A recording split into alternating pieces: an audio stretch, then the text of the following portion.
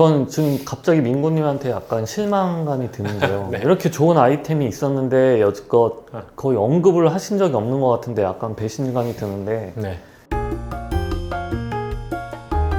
예, 안녕하세요, 민구님. 안녕하세요. 예, 오늘도 이렇게 촬영을 와주셨네요. 네, 반갑습니다.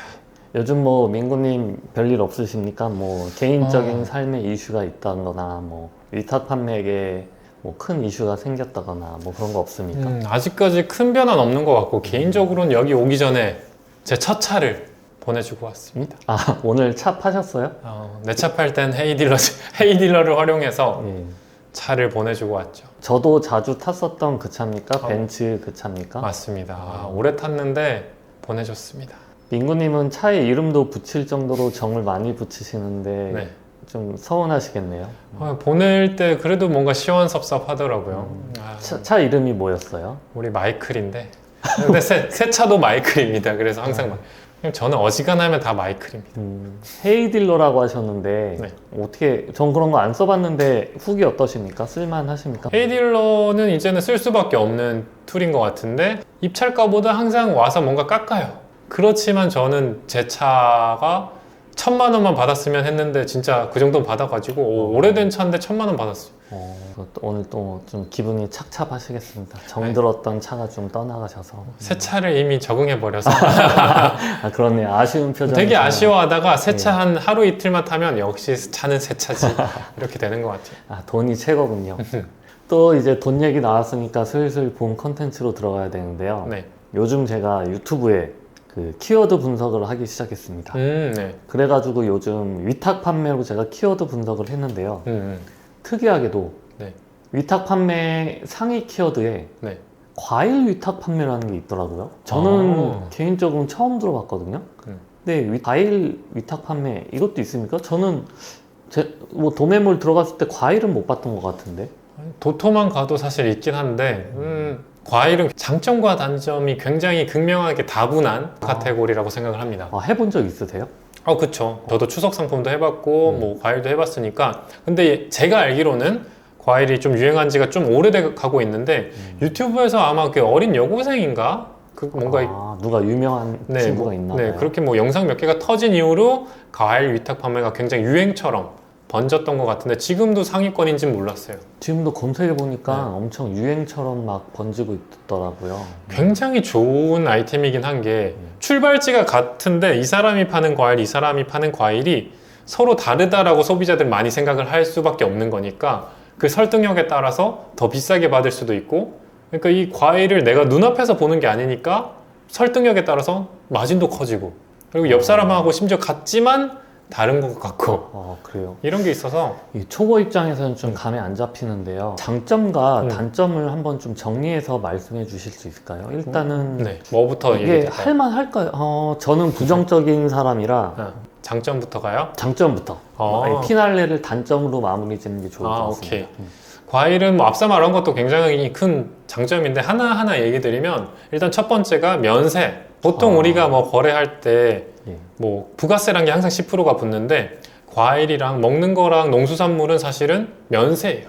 생리대라든가 여성용품이랑. 10% 그걸 안 낸다 이거예요? 네, 맞습니다. 근데 약간 아이러니한 거는 제 스타일은 대량이잖아요. 그래서 저는 사실 팔 때 면세임에도 불구하고 그냥 부가세로 다 등록해서 팔았어요. 이걸 구분 짓는 게 헷갈려서 어떻게 보면 저는 세금을 좀 더 냈다. 그러면 무조건 일반 위탁 판매 상품에 비해서 10%를 더 번다 이렇게 생각하면 되는 거예요? 그쵸. 매입이 어쨌든 살 때 자체가 면세고 팔 때도 부가세 10% 안 내도 되니까 같은 배수를 곱하면 마진이 더 붙죠. 그러니까 무조건 일반 위탁 판매 상품보다는 더 번다 이렇게 생각하면 그쵸. 되겠네요. 같은 비율로 팔면 마진이 더 크다. 그건 장점이겠네요. 맞습니다. 고객한테 비싸지는 게 아닌데 나는 더 버는 거잖아요. 맞습니다. 이건 장점인 거예요. 면세라는 게 가장 큰 장점이고, 두 번째는 일단은 소비자들이 같은 건지 너무 모른다. 이제 위탁이라고 하면 사실 똑같이 우리가 뭐 도메토피아 걸 갖다 팔 수 있는데 상세 페이지라던가 설명을 살짝 바꾸면 똑같은 건데도 얘네가 더 맛있고 좋은가 이렇게 생각할 수 있다는 거죠.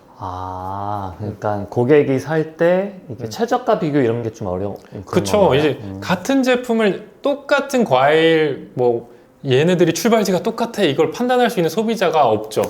가격 비교가 너무 어려워. 그렇겠네요. 저도 뭐 과일 살 철순에 때 민순에 뭐 생각해보면은 수진에 뭐 다 이름만 다르지 사실 같은 것이라고 봐도 되지만 소비자 입장에서 모르는 거죠. 이게 다 같은 거야? 아니면 다른 거야? 그렇죠. 저도 지금 생각해보니까 음. 감이 안 잡힙니다. 사과 5개가 얼마일까 하면 떠오르지가 않아요. 그렇죠. 그리고 뭐 1등 브랜드 이런 거 안 떠오르잖아요. 네. 그리고 그것 과일이 또 가격이 어디 원산지에 따라서 막 천차만별이잖아요. 똑같은 사과인데 어디 거는 막 몇 배 비싸고 막 이런 게 있다 보니까 맞아요. 그렇겠네요. 이게 뭔가 비교하기가 어려워서 그러면은 위탁 판매에 엄청 적합한 상품 아닙니까? 심지어 그렇다고 사람들이 무조건 싼 걸 사지도 않아요. 왜냐면은 싸면 맛 없을 거란 뭔가 편견이 있거든요. 저는 맨 처음에 이 컨텐츠 제목 생각했을 때 음. 별로라고 좀 생각이 들었었는데 지금 말씀하시는 거 들으니까 좀 바뀌어가고 있습니다. 그쵸. 되게 오히려 위탁 판매에 적합한 아이템이 아닌가 이래서 맞아요. 별로 2개만 말씀해 주셨는데 뭔가 위탁 판매에 특화된 아이템 같아요. 그러니까 어때요? 뭐 서로 다른 걸로 보이니까 요즘 이제 쿠팡이든 네이버에서 자꾸 묶잖아요. 묶는 것에서 어느 정도 자유로워지죠. 그거만 없어져도 엄청난 장점 같은데. 마켓에서 봐서는 서로 이미지만 바꿔놓으면 모르거든. 그렇겠다. 네이버나 쿠팡에서 묻고 싶어도 이게 네. 얘 과일과 얘 과일이 똑같아. 이거를 얘네들이 판단하기가 굉장히 어렵죠. 이게 실제로도 잘 안 묶여요? 과일은? 그렇죠. 이미지 좀 많이 바꾸면 설명하고 이걸 최적화만 하면 다 다르죠. 그렇겠다. 원산지만 다르게 적어도 안 묶일 거고 뭐 크기가 뭐 다르다고 적어도 안 묶일 거고. 엄청 괜찮은데요? 과일 당장 해야겠는데요?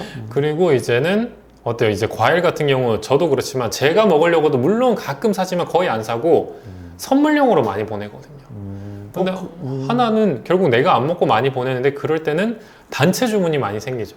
와, 그렇겠다. 보통 무슨 명절 이럴 때 보면은 고기는 좀 비싸고 과일이 약간 가격대가 만만하잖아요. 그래가지고 과일 많이 사는 것 같아요. 스팸이나 뭐 과일 이런 스팸은 너무 흔해가지고 안 하는 것 같고 과일 진짜 많이 할 것 같은데 그러면 진짜 명절 때 대목으로 대량 주문 많이 들어올 것 같은데 엄청 실제로 들어옵니다. 그래요? 맞습니다.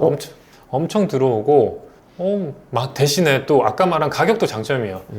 명절로 남에게 선물을 하는 거잖아. 내가 싼 걸 먹을지언정 선물용은 욕먹잖아. 싼 거 보내면. 옵션 중에서도 기왕이면 뭐 특산, 특등 이런 걸 보내겠죠. 옵션명을 뭐 특품 이렇게 해놓으면 그걸 기왕이면 더 사겠죠. 그러니까 과일은 기존 생활용품보다 마진을 더 볼 수 있다. 전 지금 갑자기 민구님한테 약간 실망감이 드는데요. 네. 이렇게 좋은 아이템이 있었는데 여지껏 거의 언급을 하신 적이 없는 것 같은데 약간 배신감이 드는데 네. 장점이 또 있습니까? 그 정도가 이제 충분한 장점인 것 같고 제가 든 장점이 있는데 더 뭐예요? 없다고요? 뭐예요? 이거는 키워드 네. 제목 가공하기도 너무 쉬울 것 같은데요? 원산지가 있을 거 아닙니까? 네. 그럼 원산지 적으면 되고 또 넣을 수 있는 키워드가 너무 무궁무진한데요? 그러니까 예를 들어가지고 사과를 판다 치면은 뭐 잘 익은 빨간 맛있는 사과 뭐 이렇게 갑자기 엉망이 되네. 이렇게 상품명 지으면 안 되죠? 키워드는 사실 저는 단점이라고 봐요. 그래요? 생각보다 세부 키워드가 많진 않아서 그럼 자연스럽게 저는 단점- 오히려 이제 자연스럽게 단점으로 한번 가볼까요? 그래야 될 것 같아요. 생활용품은 용도를 다양하게 한다거나 해서 세부 키워드를 많이 뽑을 수도 있고 전혀 사용법을 얘는 원래 이런 용도인데 이런 용도로 바꿔버리면서 할 수도 예를 들어 뭐 우리 신발 보관 케이스를 누군가는 화분 키우기로 이렇게 할 수 있는데 과일은 딱 정해져 있어요. 그렇네. 용도를 절대 바꿀 수 없고 과일 관련해서는 세부 키워드가 많진 않아요. 그러네요. 가공의 범위가 확 줄어들어요. 그렇죠. 뭐 아까 말한 뭐 충주 사과 아니면 뭐 햇사과 아니면 뭐 그 정도겠죠. 뻔하네. 약간 뻔한 키워드가 있어서 오히려 키워드가 좀 뻔하다 보니까 경쟁이 좀 치열하겠죠. 그 중에서 이제 랭킹을 먹기 위해서 다들 막 후기 작업이라던가 마케팅 작업을 엄청 하는 업체들이 많을 테니까 생각보다 좀 단점이죠. 키워드를 많이 세부 키워드가 많지 않다. 그렇겠네요. 이건 제가 생각이 짧았습니다. 그리고 이제 단점이라고 하면 아까 말한 장점과 반대로 생각하면 되는데 두 번째가 제일 큰 게 저도 팔아봤잖아요. 제가 지금 안 파는 이유가 있습니다. 민구님은 지금 과일 안 파세요? 저 시즌과 과일 안 하고 있거든요. 그래요? 왜냐면 올려봤더니 클레임과 CS가 그러니까 상세 페이지는 어쩔 수 없잖아요. 이건 너무 좋아요, 너무 좋아요 이렇게 쓰잖아요. 근데 과일이 퀄리티가 품질이 균일하냐 어렵거든요.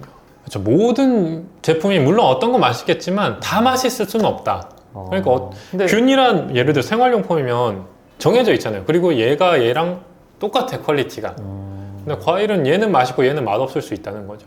맛없다고 환불하는 사람도 있나요? 많아요.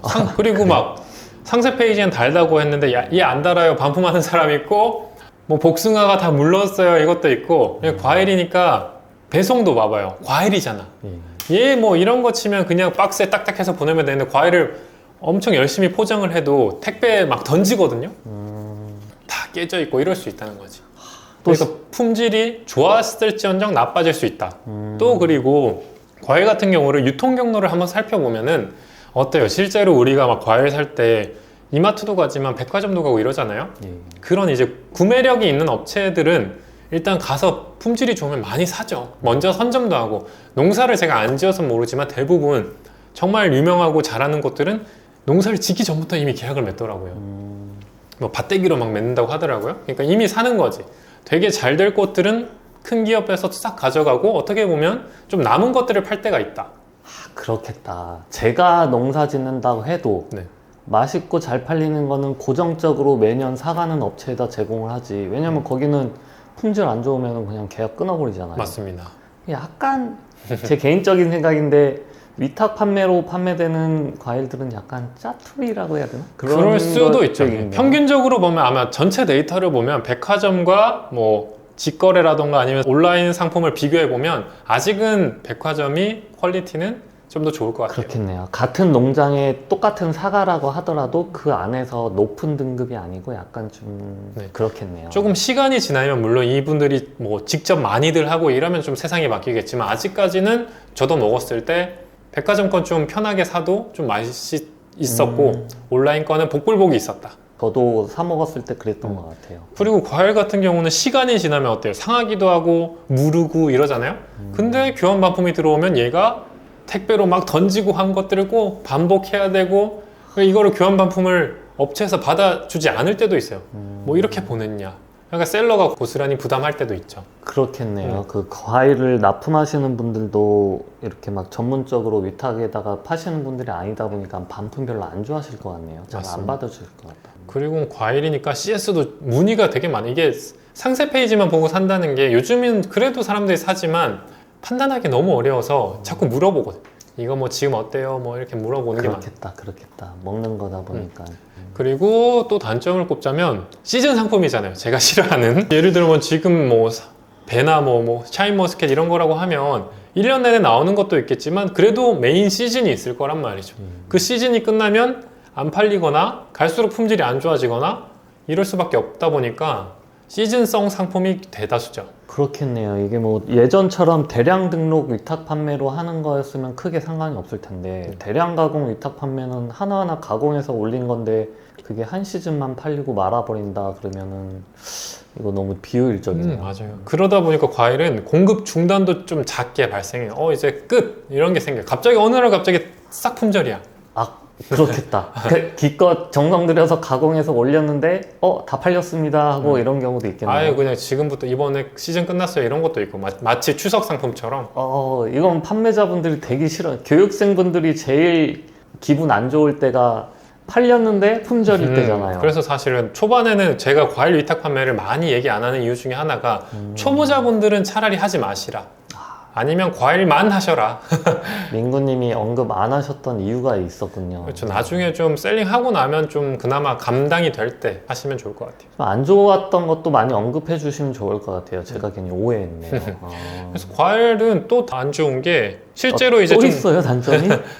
가격이 실제로 이제 농산물 같은 경우는 뭐 가락시장이라든가 이렇게 뭐 도매상을 전국의 도매상들을 거쳐서 막 오프라인 매장 가고 이러는데 매일매일 그 전국의 도매상 사이트에 가보면 과일 가격이 매일매일 바뀌어요. 그래서 실질적으로 도매 사이트의 가격이 크게 안 바뀌는 곳은 아마 마진을 굉장히 많이 붙여서일 거고 좀 진짜 도매인 곳들은 가격이 정말 많이 바뀌어요. 점점 피곤해지네요. 그래서 뭐 실제로 과일만 해보시는 분들 아실 텐데 다음날 발주했더니 마진이 줄어. 와, 이건 변동 작업을 엄청 매일매일 해줘야겠네요. 그런 게 있죠. 위탁을 하더라도 가격에 대한 꾸준한 캐치가 어려울 수 있다. 좀 단점인 것 같아서 과일 위탁 판매를 하시는 분들은 오늘 말한 이제 장점이나 단점을 한번 곰곰이 보시고, 물론 저 같은 사람은 단점이 많을수록 더 좋아하긴 해요. 단점이 많아야 다들 힘들어하고 그것만 어떻게든 극복하면 나는 먹고 살 수 있으니까 그렇게 생각하는데 요걸 다 들어보시고 판단하시면 좋을 것 같고 초보자분들은 진짜 제 스타일대로 대량으로 하시는 분들은 초보 때는 하지 마시라. 했다가는 아주 그냥 학을 띄고 예, 위탁 판매. 힘들어질 수 있습니다. 초반에 많이 힘들어질 수 있다. 제가 마지막으로 복숭아를 팔았던 게 기억나네요. 근데 얼마나 하길 드셨는지 약간 다시는 안 한다 이런 표정이시네요. 과일은 쉽지 않아요. 앞으로도 하실 생각 없으세요? 언젠가 근데 할 수 있겠죠. 뭔가 요즘은 갈수록 기술이 발달돼서 찔러보지 않고도 이제 레이저로만 당도도 체크되고 뭐 이런 게 있다 보니까 갈수록 좀 과일 판매가 쉬워질 수는 있을 것 같아요. 그래서 빈틈은 분명히 있다. 또 그것도 있을 것 같아요. 이거는 그냥 제 짧은 소견인데 네. 저는 약간 먹는 거는 좀 저 같으면 안 팔 것 같은 게 만약 과일은 먹고 배탈 났다 이러면은 누구 책임이에요? 사실은 저희랑 크게 문제가 될 수도 있는데 대부분이 그냥 넘어가는데 가끔 있어요. 사실 정확한 원인을 파악하긴 해야 되는데 엄청 뭐라고 하는 사람이 있어요. 누군가는 책임을 져야 될 거 아니에요? 그쵸. 그러면 이게 농장에선 책임 안 질 것 같은데. 그쵸. 농장에서는 안 지고 셀러가 실질적으로 뭐 저 같은 경우는 뭐 제 물건으로 뭐 손이 베었다 이것도 있었는데 실제로 예.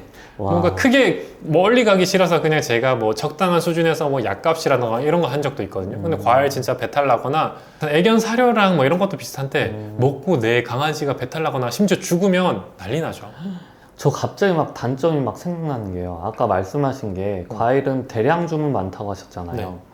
만약 예를 들어서 좀 극단적이긴 한데 100개 선물 센터가 주문 들어왔어요. 신났다 해가지고 납품을 했는데 과일에 곰팡이가 쓰여 있었대요. 100개가. 대량 반품. 이러면 농장에서 받아줍니까? 그 곰팡이는 받아줘야지. 근데 그 곰팡이란 게 예. 배송 중에 생기면은 막 애매한 게 있어요. 그래서 농장에서 안 받아줄 것 같은데요, 제 생각에는. 농장분들이 그렇게 호락호락한 분들이 아니지 않습니까? 참 어려워요. 과일 뭐 상세 페이지는 그리고 복숭아가 이만해 보이거든요. 실제로는 이만하니까 참 사진으로는 이만한데 이게 말이 돼요? 막 이런 게 있어서 어렵습니다. 저는 위탁 판매 한다면 과일은 안 팔랍니다. 처음엔 하지 마시고 나중에 한번 근데 마진 좋으니까 한번 도전 삼아 해보시면 좋을 것 같아요. 또 오늘 이렇게 민구님이 왜 이렇게 핫했던 키워드인 위탁 판매, 과일 위탁 판매가 있었음에도 왜 언급이 없으셨나 이렇게 좀 궁금했었는데 앞으로는 이렇게 좀 안 좋은 사례들도 공유를 좀 해주셨으면 좋겠어요. 네, 대량하고는 좀 안 맞기도 해요. 네. 알겠습니다. 네, 오늘도 이 영상 봐주셔서 감사하고 보시는 분들은 또 주문 다 많이 들어오시고 다 잘 될 겁니다. 감사합니다.